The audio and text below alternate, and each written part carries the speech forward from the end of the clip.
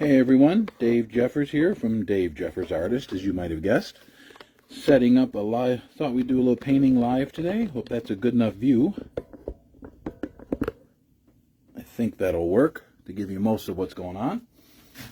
I hope I'm not completely in the way. Hey guys, how you doing? So hope you can see my face a little bit. There you are. Getting ready to do some painting here. If you're like me, a little bit older, and if you keep the glasses on, you can't see a thing. This is a 24 by 36 oil painting I'm working on right now. Let me get the brush I'm looking for in case anyone's interested. Someone always asks what brush you're working. I'm using a, let's see, number 3 round. Or maybe more like a script. I call that more of a script, more of a pointy. I've worn it down pretty good, but it used to be a pointy brush. Dipping it in some thinner. My idea right now is to take some of this cerulean blue. There it is. And I want to connect this down through to this duller area here. I've noticed there's a area going down through here that could use, this needs to be split up a little bit. As far as I'm concerned, it does anyway. And so we're going to do some of that right now. Going to take this cerulean blue,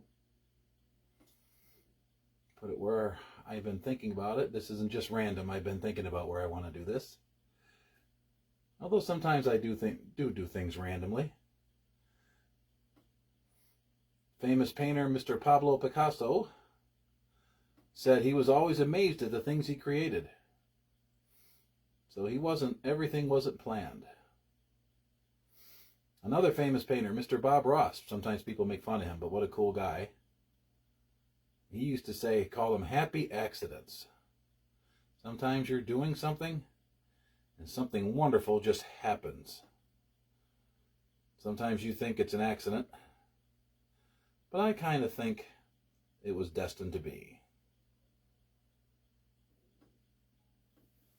Now what I'm going to do, dip it back in thinner, and I'm going to obscure the edges a little bit. I really like this frosty or smoky look. So I'm going to go back to the edges like this, and this is just thinner on the brush, and just obscure it a little bit. Make it kind of blend in. There we go. You can create some excellent depth that way. I hope you enjoy watching some of these live ones that I do every now and then. I like watching artists work. I could do it for hours, because then you kind of see how they're thinking, why they did what they did, and if I come across a happy accident that happens, I will let you know when it takes place. Or will I? Yeah, I will. All right, here we go. I don't like the way that came over the white edge there. I missed a little bit, so I'm going to go back in and I'm going to retouch that up a little. What I'm trying to create here too is, you see the blue over here? It's got the little white. I love to create what looks like there's a light shining on this somewhere. Kind of the way someone who does landscapes, will light up an area so you can tell where the sun is coming from. So you can tell the light from the shadow. If you want to have light in your painting, you do have to have dark too. Otherwise, there's no way to tell. Kind of like life, isn't it? In order to have good, you're going to have some bad stuff that happens, or things we perceive as bad, right? Though I have had many bad things happen in life that later on turned out to be good in the long run. Some of you know what I mean by that.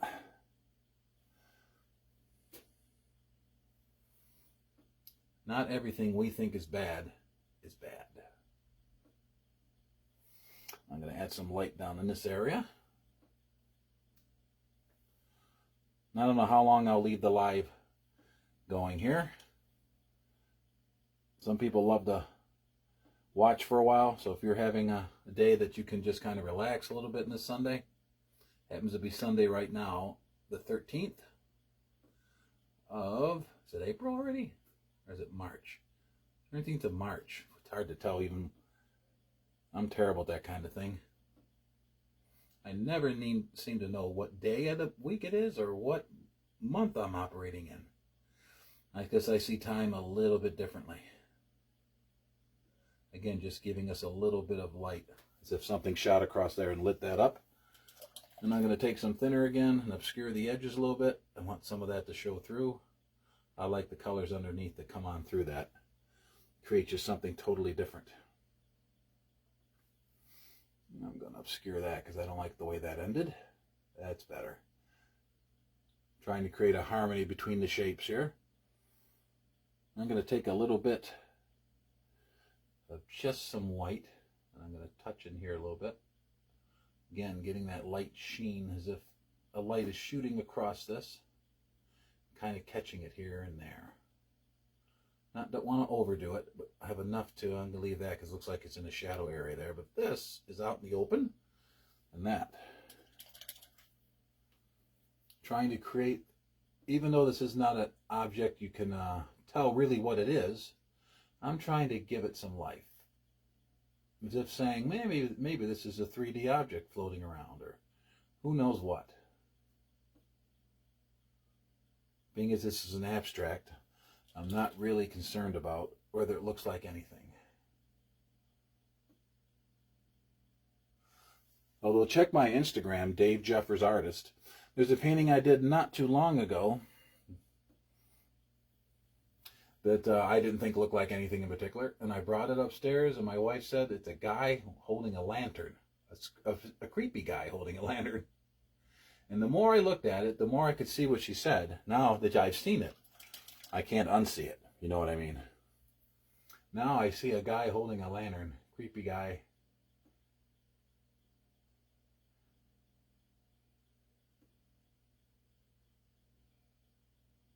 Could almost be a poster for a horror movie. Wasn't intended that way, but then again, when I was painting it, I was thinking of something in my past that was very unpleasant. So maybe it did come through. Who knows how much the unconscious mind has to do with our paintings, huh? And our drawings. Or anything else we do in life. I'm going to give that a little more highlight right there. There we go. And again, I'm going to obscure that a little bit.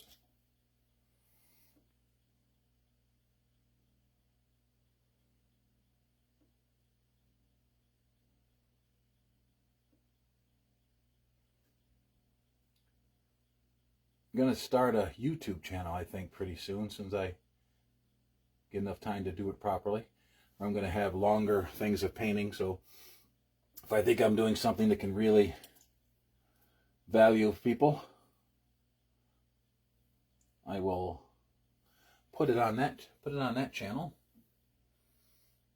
I do have a Patreon channel. If you don't know what that is, that's in the old days. You're not an artist, people like Leonardo da Vinci, Michelangelo had patrons. In other words, people who supported them, who would pay them so much every month, whatever their thing was, their deal was, so they could keep on painting, so they could afford their materials and their space, their studio spaces, and all that kind of thing. That's really how they did that. They had, sometimes in some cases, rich people. Like if you want to see an interesting thing, look up the Medicis on Google or on YouTube. Very influential family, and because of their richness, bankers, what else would they be, right? They supported the arts, and people like that, if they hadn't been there, who knows if we'd have gotten some of the beautiful creations we did. Because most of them were commissioned by these rich people, and they kept them in business, really. Without them, we might have missed some important artworks. Maybe if it wasn't for people like that, we wouldn't have the Statue of David. We certainly wouldn't have the Sistine Chapel. It was a commission job from the church. So we'd have missed out on some great art. Well, thank God for these rich people who supported the arts. But you don't have to be rich to be a Patreon of someone. Give a few bucks a month. Not just to me, but anyone. If you want to help an artist out, it pays for their supplies, for their canvases, for their paints, which aren't cheap. I'm using oil paint here, and it is not the cheapest thing you can create art with. There is some expense to it. A good canvas, a canvas that really is made for creating great art, can cost $100, $200, $300, $400. Yep, just for the surface to paint on. Not to mention all the work you're going to do on it. all the hours and the time. So it can be an expensive endeavor, but worth it. Many hours I spend in my... This is actually, if you didn't know this is my cellar I'm working in right now. My grandkids are living with me right now, and my son, whether in transit between things they're going to be doing in life, and I love every second of it. So I had a studio upstairs in the bedroom, which wasn't ideal anyway, because every time I spilled something, I'm like, oh great, I just spilled it in a nice room. So we've made that a nice room again, and I found out that even though right now it's winter in Western New York, I'm in the Western New York area, which is known as upstate New York. It's referred to a lot. And it gets mighty cold in the cellar in the winter. Well, down here, we just don't have heated basements, most of us. If I was a little richer, perhaps I'd have a heated. I would. If I was a little bit richer, I would get myself a nice cellar area, maybe. Probably more like an attic area or upstairs, and have more natural light creeping in, and it would be heated, let me tell you that. But right now, I just have a little jacket on. It's not too bad today. Down here, it's about 30 or 40, which is a heat wave. And this time of year down here, they keep saying spring is coming. I don't know if I believe it anymore. What's been doing here is one day it's been 60 or 70, and the next day it's been like it is outside now. The snow is back, and we're talking about 30 or 40 degrees. That's a big shift. This is the time of year a lot of people down here will get a little cold. They'll get a cold or they'll get the flu because of the rapid changes in weather. Tough for the body to go through that. 65, 70 one day, and all of a sudden you're at 20 degrees the next. That's rough on the body. We're looking forward to spring. Again, creating some light in there. There we go, opens it up a bit. One thing that is important with the painting like this is maintaining some kind of contrast. Lights, darks, bouncing off each other. Like right there, I'm going to put a little bit, because we have that nice dark red in there, reddish color. You don't have to go overboard with it, but a little bit gives you an idea there's an edge of some kind there. Something's going on. You don't really have to explain what. Like I said, it's a contemporary abstract art piece. So it's not of anything in particular, though maybe you see something in here. I haven't had a painting yet, or I didn't show it to someone and they said, oh look, it's a boat. And I'm like, where? And I look and say, oh yeah, I guess you could say that. It might look like a boat. People see dogs, cats, people. Like my wife saw that one I call the Ugly Truth. Go back and look at my Instagram, Dave Jeffers Ars, and you'll see that one. I don't know if I have that one on here yet or not. I'll get it on here. As some of you know, I have areas in my past, like most of us, that are just not very pleasant. And so when I was painting The Ugly Truth, I was having one of those days where I was kind of thinking about that. Although I don't dwell on it, every now and then, you think about things in life for whatever reason. Sitting quietly and you get contemplative and you start to think about things that happened and how they weren't fair and, all that kind of thing. My mom told me long ago, life's not fair, Dave. Boy, was she right. Of course, she knew from personal experience. She had her own bad times in life. Haven't we all?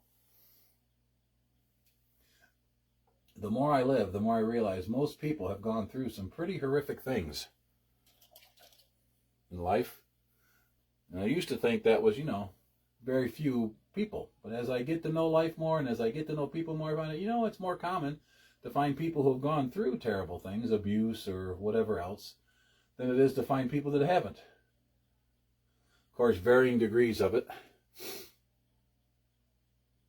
Some people have real horror stories to tell. I don't dwell on mine much, and I don't really go into specifics because I don't believe in giving that thing power. I downplay it unless I'm talking to someone who's going through it, and I can tell them that I honestly understand what they're talking about. We've all had people that when we're going through things maybe that have said something like, I understand, and maybe you barked back, no you don't. And when you're talking to someone who's gone through that, it's altogether different. Isn't it? We all need Sometimes the stuff we go through in life, there's a very small amount of people in the world that can relate. And we hope that, sometimes we find those people when we need them. And they can say, yes, I know exactly what you're going through. Because I went through it. And that is much easier to talk to someone like that than to someone who's, or at least who you think has had this beautiful life. I got to tell you though, I found very few people that I consider who've had a beautiful life. It seems that the bad reaches out for all of us sometimes. The challenging, the bad, whatever you want to call it. Most people have had their share. Like I said, it's harder to find someone who hasn't gone. I totally lost track of what I was saying because I got involved up here. Easier to find people who've gone through rough times than people who haven't gone through anything like that.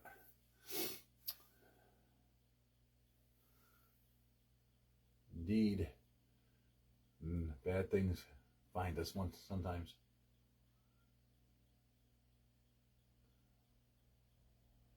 Just creating more of that contrast. One good thing about my down cellar space that I'm using now for my studio is I can back way up down the narrow passageway here and I can get a look at my paintings from a decent distance. Couldn't do that in the other studio I had upstairs. Wasn't the room for that. So I was always working pretty close up. And sometimes you back away from, if you're a painter or you draw or create any kind of other artwork, sculpt or whatever, you'll find yourself backing away from your piece and looking at it. And you need to see what it looks like from a little bit of a distance. And all of a sudden you go, geez, that looks terrible. You'll see mistakes, you'll see proportion problems, you'll see, like I did in this one, lack of contrast. Then you can go back at it and say, now I can fix it. But if you stay close up like I am all the time, you only see so much. That's what happens with artists sometimes. They get too close to their work, don't get away from it long enough. There are some pieces I've worked on, and then I get frustrated with them. Yes, and I've torn up a fair amount of drawings and painted over a fair amount of canvases that it just didn't work out the way I wanted. My wife Kathleen will always say, why'd you do that? You worked so hard on it. I said, because it didn't come out the way I wanted. It's okay to do that, but sometimes you just react. Because my mistake, my wife's like, that mistake you made, someone would have been very happy to put that in their wall and been very happy with that painting. But every artist has done it. You get this idea in your head, here's what this painting I want to accomplish, and if you don't, sometimes I refer to those as experiments. And sometimes they upset me to such a level that I won't even sign the work. I'll hide it somewhere. Don't want anyone to find it. I hide it because I keep it thinking, well, I'll use the canvas over again. Why waste the canvas? And then my wife will find it, or someone else will find it and say, what a beautiful painting. And deep inside, I'm like, I hate that painting. I've given some of those away. So just get it out of here. Maybe someday, when I'm better known as an artist, getting there, someone will find one of those mistakes and say, he gave this to you? And say, yeah, this is worth millions. Wouldn't that be nice?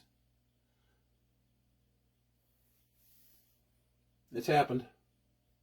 Many an artist have hit a painting that they really don't like. Someone finds it, and all of a sudden it's in a museum somewhere. Probably they're turning over in their grave, but I would. Like, why did you hang that one? I hate that painting. I've had exhibits, and there's certain paintings that people have requested me to bring in, so I bring them in and hang them up, and I cringe when I walk past it. It's not as it's an ugly painting, it just didn't accomplish what I wanted. And there is a certain amount of perfection when you're an artist, but you'll never reach perfection. Some of the most famous artists have all written the same thing. There is no perfection. And that's the reason that I think that the Mona Lisa took years to paint. And it was still on his easel when he had it. I don't think he was still done with it. Now there's a perfectionist.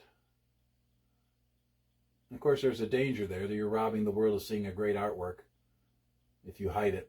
But I understand the whole concept of I don't want anyone to see that yet. It's not exactly what I can do, especially if you know you can do better. But there are certain pieces of artwork you create that are agonizing when you create them. I avoid those at all cost. I'm here to paint to relax, to enjoy, but even I get caught in that sometimes. I'll look at the painting and go, that is not what I intended. And my wife will say, it's beautiful. And I'll be like, meh, growling about it. And she'll say something of, you artist people, you're all perfectionists. To some extent. But I think we all know deep down, if you're a creative person, that there is no perfect painting. There is no perfect artwork. The most beautiful painting in the world, if you study it, you could probably look and find what you think are errors or mistakes or whatever. Who knows? One person's error or mistake is another's masterpiece. Depends on what level of painting you're at this time in your life. Could be you created a piece 20 years ago and you weren't quite as experienced as you are now, but for 20 years ago, it was a masterful piece of artwork for you. Nothing wrong with keeping that, remembering, looking back and saying, I remember how much I love this piece. You might cringe at it now. I've done that. You go, geez, what was I thinking? Well, yet you created the best you could at that time. That was your masterpiece then. You had all the skill that you had at that point. You put it into that painting, and there are things you hadn't learned yet. Of course, if you painted the same thing now, it would be different. In fact, I've done that sometimes. I've gone over paintings that I painted a couple years ago, redid whole sections of it. I don't do it very often because I don't like to, go back into the past and dig up old paintings. Sometimes it's good to have those so you can look at them and see where you've gone. But some of them bug you so much, you just yank them off the wall or yank them out of storage and say, okay, we're going to redo that. Using the experience I have now. You could be repainting forever though, because then you go another couple years down the road and you've learned something else and you don't like it again. So I try not to get in that trap. Try to let go of a painting when I paint it. That's why I generally sell paintings pretty fast.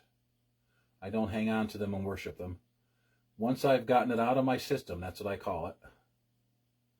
It's time to give it to someone, sell it to someone. What am I saying? Give. Am I crazy? No, I've done that. I do that every now and then too. Keep your eyes on these channels because sometimes I give away paintings. I very much am a believer in that. There are some people out there, they'll never be able to afford a painting. That's just not their lot in life. It's not the way they are wired. But they sure could use some encouragement. And sometimes a painting on a tough day, when you've gone through loss of someone, sometimes a painting or a beautiful piece of artwork can lift you just a little bit past a hard time. And so I give away some once in a while. But I let go of paintings pretty quick. Don't like to live in the past. Once I get an artwork done, it's time to learn something new. So I visit up here a lot of the galleries very often. I love to see what other artists are doing. And sometimes I get a tip or two. A way someone has worked with a certain color or what they painted on. There are people out there that paint on old doors, paint on metal, paint on glass. And they've discovered that surface gives them a whole nother depth and a whole nother experience. Although I have stuck with canvas. I painted on different things in the past and it just didn't do anything for me. But kudos to those who have discovered something new. There we go, creating a little contrast right in this area here. I feel the tones are a little too much alike. Adding a little brown, a little black, a little red mixed together. Coming in here to make those shine out a little more. I don't want to lose the highlights I've created. Very easy when you're working up close for a period of time to kind of get everything the same value. All the colors will be just the same intensity, and when you back up, they all kind of blend in. And you want a little contrast, creates interest, moves the person's eye around a little bit. It's pretty cool when you look at a painting. Especially the masters of painting. You think you're just kind of, viewing it yourself and having your own. And really what you're doing is following the exact pattern they wanted you to follow. Because by the way they paint, they're moving your eye in a certain way. And if they walked up next to you while they're looking at it, they could say something. I bet I can tell you what you looked at first. But I can tell you what you looked at second on this painting. Because they've been very careful to control where your eye is going, because they have a story to tell. Some of the grand old masters were great at that. People like Rembrandt, Sargent, even though he did a lot of, he could paint anything, but he was known for his portraits. He could lead you all over that painting, and you'd never have any idea that you're kind of being controlled, but in a good way, because he's taking you to experiences that he knows you'll enjoy more if he can get you to go a certain direction. First, then second, then third, and it just helps to your overall enjoyment. If you understood what he was doing, you later on you say, oh, I get it now. Because I looked at this area first, I could appreciate that one better. I do some of that. I gotta admit though, I do want every person who looks at art to have their own experience with it. So, although I do control some things, I will guide your eye. Sometimes purposely I don't too.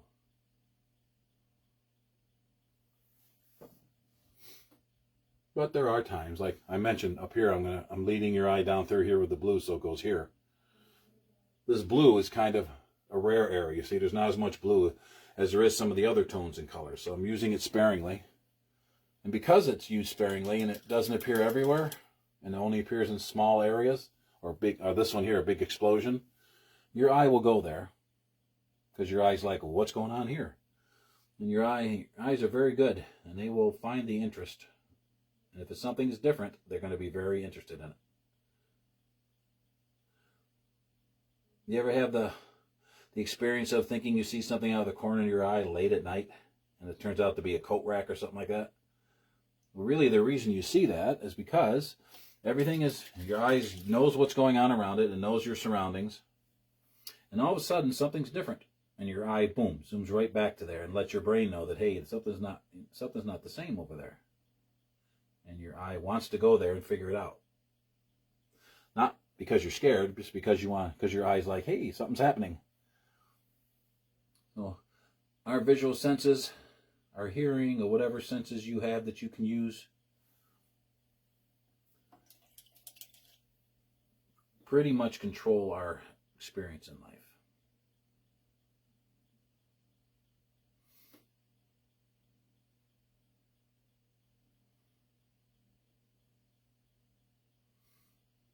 There we go. Then bouncing some light off this blue, put the blue and the yellow together, and of course you get green without even mixing for it. It's just mixing it on the canvas as we go. There, now we create a little bit of interest in there. So, using this blue to bounce your eye back and forth, kind of creating a pattern. But over here I'm just leaving this little bit of blue, and I'm really not trying to lead you very purposely there. Probably because of that, your eye will go there anyhow. Your eye will look at that and go, blue, blue, a lot of blue. Why, how come there's only a little blue here? And even though you're not consciously thinking that, your eyes, your senses are picking up on, hey, there's something different. That's just the way we are as people. Pretty cool. We are indeed wonderful creations, are we not? You think about how the body works, how the eyes work, how everything works together. And you can't help, if you really think seriously about it, to be kind of impressed. How the whole thing works for our good.